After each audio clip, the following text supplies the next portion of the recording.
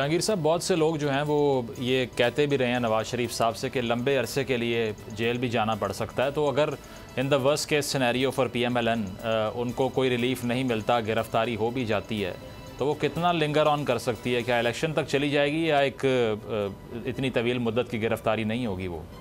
देखिए, कोर्ट को प्रिडिक्ट करना बहुत मुश्किल होता है। कोर्ट क्या करती है बेसिकली, अगर आप उन्हें केस के अंदर मेरिट देखें तो केस तो पॉलिटिकली मोटिवेटेड केस था, पूरी दुनिया को पता है। और जो जज साहब अभी नहीं है, दुनिया में चले गए हैं, अरशद मलिक साहब, उनकी जो वीडियो आई है उन्होंने कैटेगोरिकली एडमिट किया है कि मुझ पे प्रेशर था कि आपने सज़ा देनी है। और उन्होंने ये भी कहा था कि मुझे ये प्रेशर है कि दोनों केसों में सज़ा देनी है। एक केस में उन्होंने बरी कर दिया।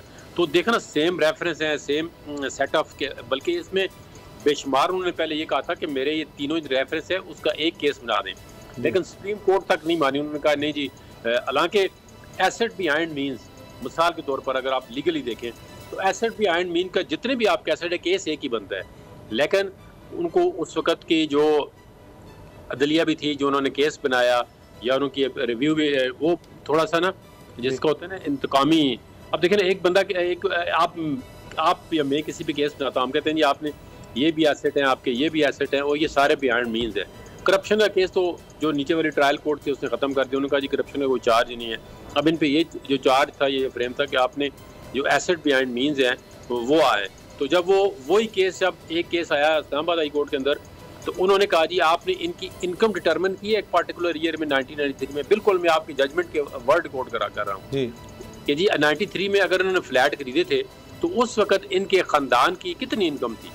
तो इसमें वो आईओ ने कहा जी हमने तो नहीं डिटरमिन की, क्योंकि अगर देखें ना, एक बंदा जो है मिसाल के तौर पे वो कहते हैं जी वो बियॉन्ड मीन्स रह रहा है, उसकी सैलरी 2 लाख रुपए है और उसकी लिविंग एक्सपेंसेस जो है वो 5 लाख है। तो सबसे पहले आपने उसकी सैलरी डिटरमिन करनी है कितनी है, एविडेंस देनी है कि इसकी सैलरी 2 लाख है।